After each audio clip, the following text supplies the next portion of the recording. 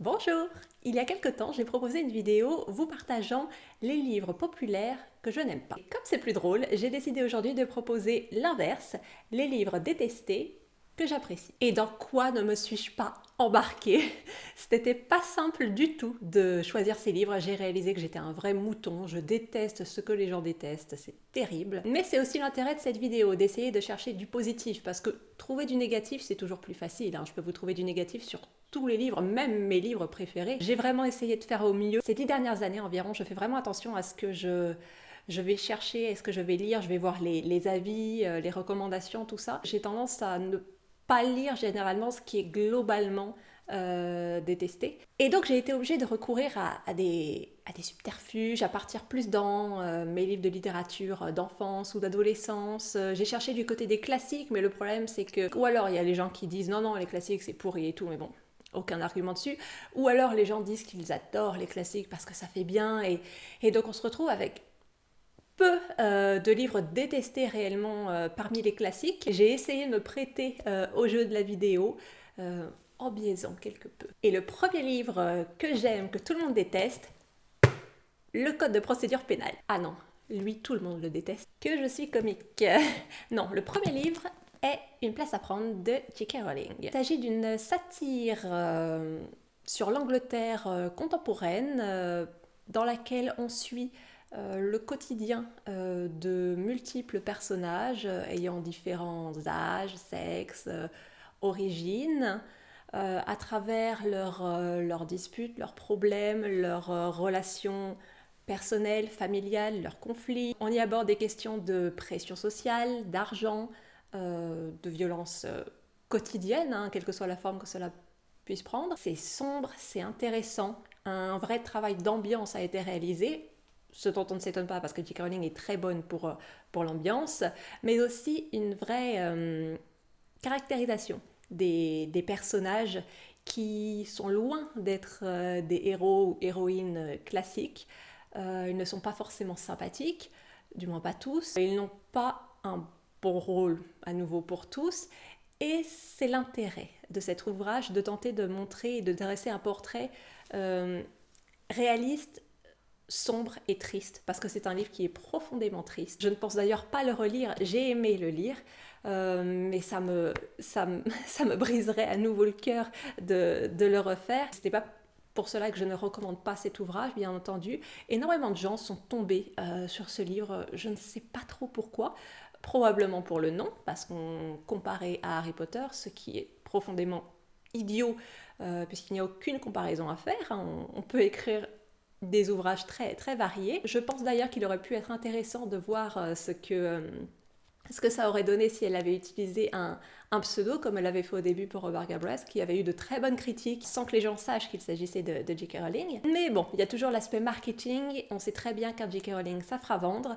Et ici, je pense que c'est très important, parce qu'avec tout le poids qu'elle avait au sortir d'Harry Potter, elle a proposé cet ouvrage.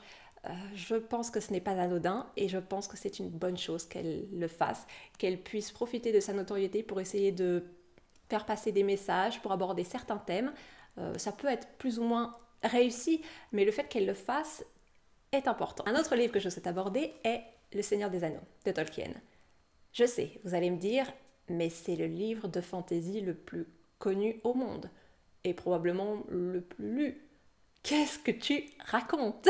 Déjà, notez la magnifique édition. Oui, Le Seigneur des Anneaux est populaire, principalement grâce au film. Je suis moi-même une personne qui a lu les livres après avoir vu les films. Pourtant, très fréquemment, lorsque je lis, vois ou entends des avis sur ce livre, j'entends des critiques sur sa longueur, sur la description. Oh, le début avec la forêt, c'est chiant. Et je ne suis pas d'accord. Je trouve que c'est un livre absolument merveilleux, très bien écrit, c'est un vrai classique pour moi, et de fantaisie et de littérature. La construction des mondes est folle, et les descriptions sont importantes. Oui, il y a du manichéisme chez Tolkien, oui, c'est long, c'est ce que j'aime en fait.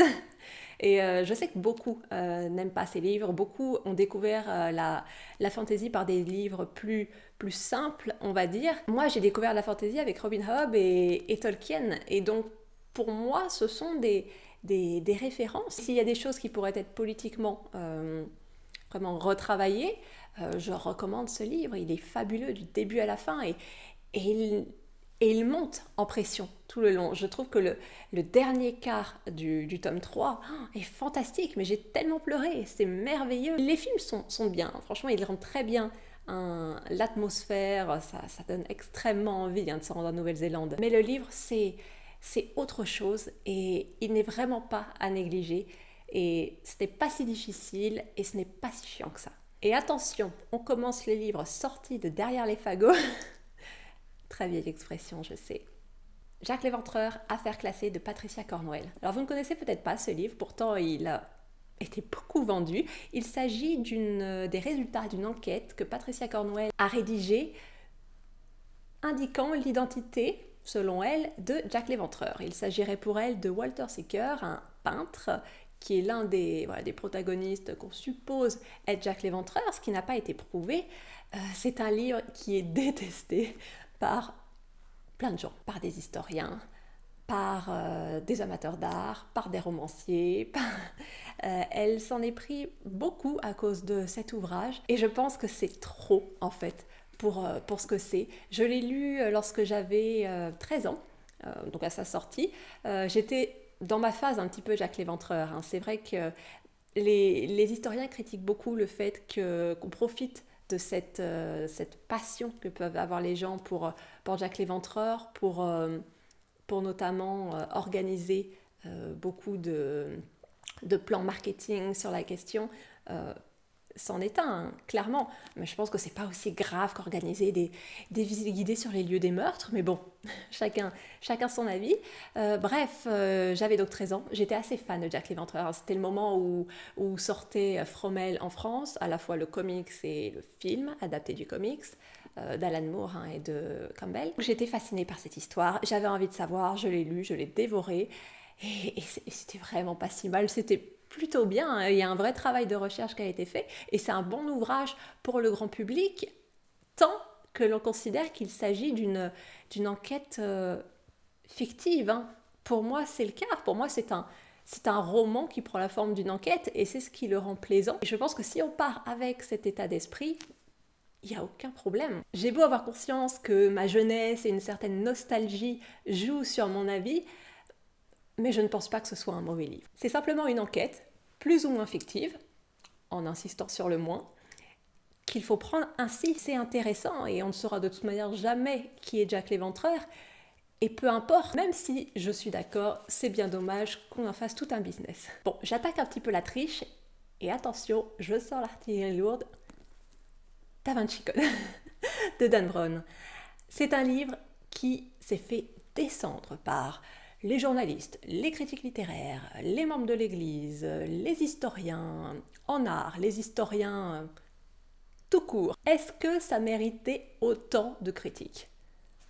Je ne pense pas. Probablement que ça fait bien de descendre les livres de gare populaires. Peut-être que ça permet à certains de se sentir valorisés dans leur propre lecture, plus intellectuelle. Il faudra d'ailleurs que je fasse une vidéo sur le snobisme littéraire. Le fait est, particulièrement lorsqu'on a 13 ans, que ce n'est pas un livre si catastrophique que ça. C'est à prendre comme un divertissement plaisant. Alors oui, ce n'est pas très bien écrit, c'est cousu de fil blanc, il n'y a pas de surprise, c'est historiquement et artistiquement peu véridique. Waouh, qu'est-ce que tu le vends ? Mais ce n'est vraiment pas à ce point-là. C'est un livre sans prétention qu'il faut lire sans attente particulière, simplement pour se détendre, pour avoir envie de voyager, parce que sa série de livres concentrés au personnage de, comment il s'appelle, Robert Langdon, permet de partir, de voyager à Rome, à Florence, à Paris, à Londres.